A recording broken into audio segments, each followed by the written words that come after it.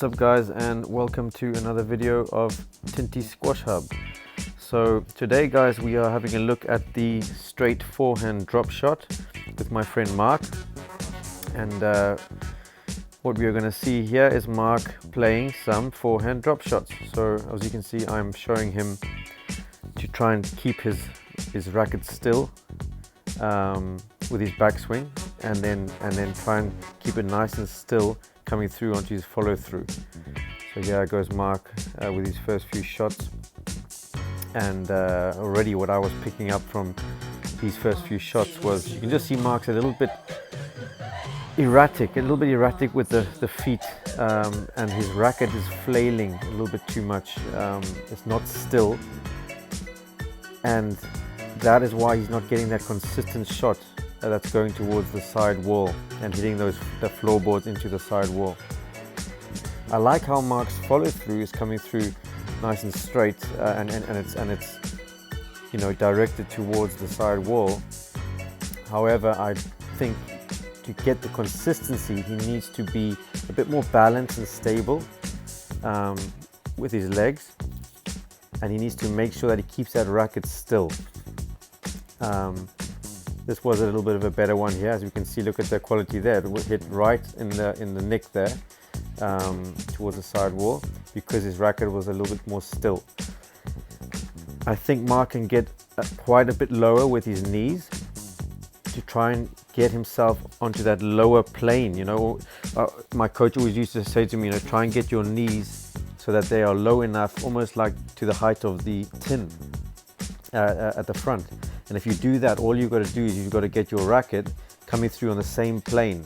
You've got to imagine there's like a table that's in front of you, and you're trying to just brush the table with the racket and keep that same plane of movement with the racket. If you're finding yourself coming from high to low too much, you're probably not going to get a consistent shot, and you have more chance of making an error. So here Mark asked me a question, how should I cut the ball and how do I get that cut? And here I'm showing him, just to open that racket face slightly, and bend the knees, and then just bring the racket through, and then the ball will hit the strings, and because the racket face is in that open position, it'll automatically generate the spin that you want, as long as you're directing that racket face towards where you want the ball to go. You don't have to do anything miraculous to get the spin. Get that racket face open and bring that racket through in a good plane. Yeah, I just told Mark not to flail his racket, and look at this, way better. Didn't flail his racket, was much stiller, and the ball went where you wanted it to go. It was a bit low with the knees.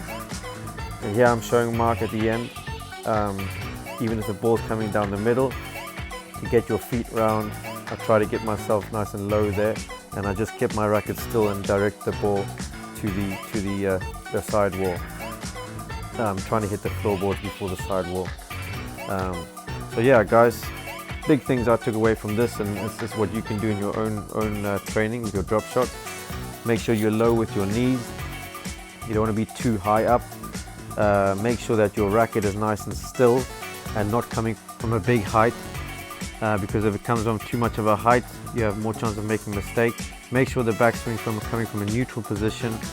Bend the knees, bring the swing through straight, open the racket face a little bit, and I guarantee you, if you keep that swing on the same plane, the ball will go where you want it to go and be way more consistent.